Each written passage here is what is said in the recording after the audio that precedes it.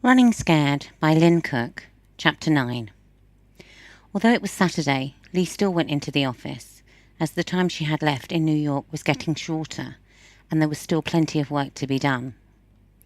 As a personal treat, she decided not to set her alarm, promising herself at least a lie-in, but this proved pointless, of course, as she spent most of the night tossing and turning, managing only fitful dozes, so when daylight started to show through her window, she got up. She threw herself into her work, doing anything she could not to think about the previous evening. It was highly likely that Greg would show up at some point, as he usually did, but she would just have to cross that bridge when she came to it. Around 10, she stopped to get coffee and relaxed a little when she noticed many others were there working on the main floor. It would make it a little easier if Greg did turn up, knowing they were not alone. Around 11, as expected, Greg arrived, looking every bit the high-flying businessman, fully suited and carrying his briefcase. Lee felt embarrassed, awkward, uncomfortable, and many other things all at the same time, but was trying very hard not to show any of them. "Good morning, Greg." He looked vague. "Sorry?" "I said, good morning, Greg." He seemed to snap back into reality. "Is it?" He glanced at his watch. "So it is. Parker must have gone easy on me." He turned and walked away. Lee shook her head in disbelief, comparing him to the man she had been with the night before. Perhaps she should have said, "Good morning, Mr. Hyde," instead. Greg walked over to his office, giving himself a mental shake. What the hell was the matter with him? Had he fallen for her so hard that all he had to do was look at her now, and his mind went blank? He was a grown man, for Christ's sake, in charge of his carnal desires, and he needed to start acting like it.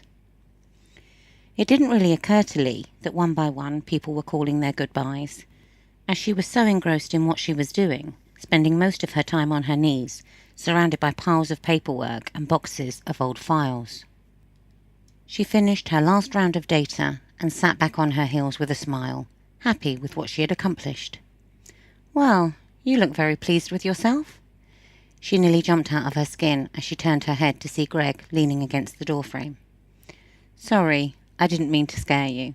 He sounded amused. She half laughed. "My fault, I was miles away."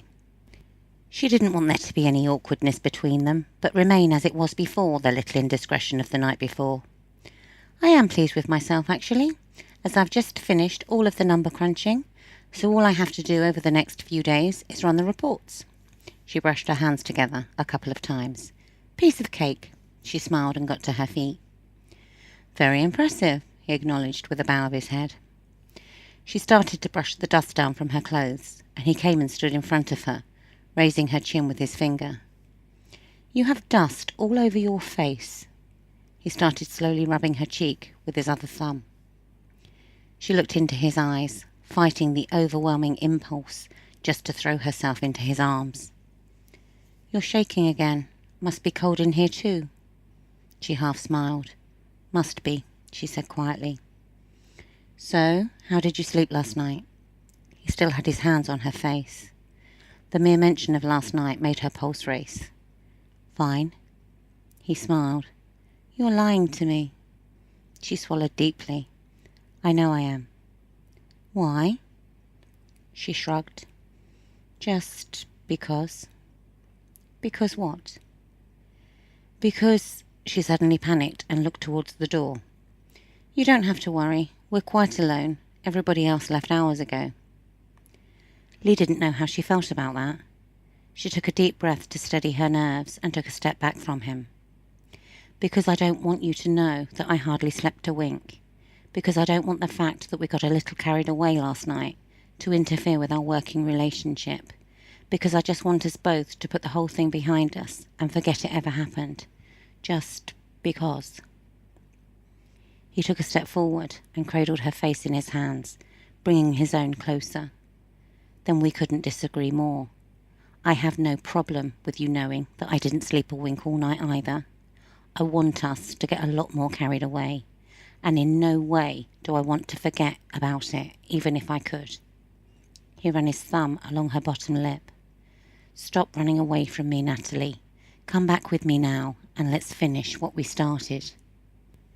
She took hold of his hands and pulled them away from his face. "I can't." "Tell me why." "This isn't just a job for me, Greg. This is what I hope to be the start of a career, and I can't let anything get in the way of that. Can we please just put last night down to too much alcohol and move on?" Greg knew he was pushing too hard, but he didn't seem able to stop. Surely the way she reacted to him must mean that she wanted this as much as he did. So why was she making excuses? Surely she knew him well enough by now to know that anything that happened between them would not affect her professionally. So it had to be because she was feeling guilty about the other guy she was seeing. "Are you really trying to justify your actions last night just to save your career?" She released his hands and stepped back, drawing her eyebrows together. "Are you threatening me with my job, Greg?" He looked shell-shocked and hesitated before he answered. "I can't believe you would ask me that. Just how low an opinion of me have you got?" She went to speak, but he held his hands up to silence her. "Don't bother answering that. I don't think it would do either of us any favours." He turned and walked away. As he stormed back to his office, he couldn't believe he could be such an idiot. Not only did she really care about the other guy, she was obviously telling him the truth when she said she only acted the way she had the night before because she'd had too much to drink. Thinking of him the way she did, there was no way she could really be attracted to him. So it looked like he'd never stood a chance with her after all. How could he have got it all so wrong? Lee felt devastated. She knew she'd misunderstood his question, as she could see the hurt in his eyes. All she wanted to do was go after him and try and fix what she knew she had broken. But to what end? She knew she had to stay away from him. She knew she couldn't trust herself around him. So maybe it was for the best that she had disappointed him so much, that he would now want nothing to do with her. Why was it then, with all of her reasoning, she couldn't help the sickness she felt in the bottom of her stomach, knowing that he thought badly of her? The remainder of Lee's time in New York flew by. Every encounter she had with Greg was always strictly business, but in an odd way she found it comforting, knowing what to expect.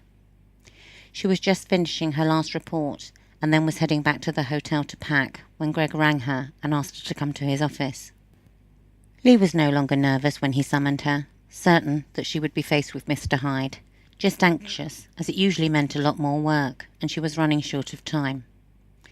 She knocked on his door at his call, walked in, pen and pad in hand, knowing she would need it. He was sat behind his desk, with the phone to his ear. Lee pointed behind her, as if to ask should she wait outside, but he shook his head and pointed to the empty chair in front of him, while he continued shooting out orders to whoever he was on the phone to. Now, as for the McPherson project, he tapped his index finger on his lips, mulling something over.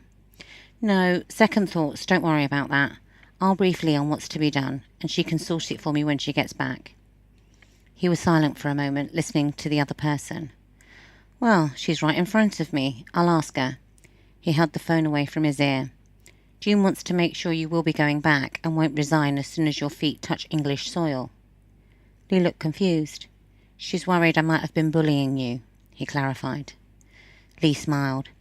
"You can assure June it has been a pleasure to work for you." He put the phone back to his ear. "Did you hear that, June?" He paused for another moment, then half laughed. "She does everything that way, unfortunately. Anyway, if you could get that done for me, I'd appreciate it, and I'll speak to you soon." "What did she say?" Lee was concerned about his "unfortunately" comment.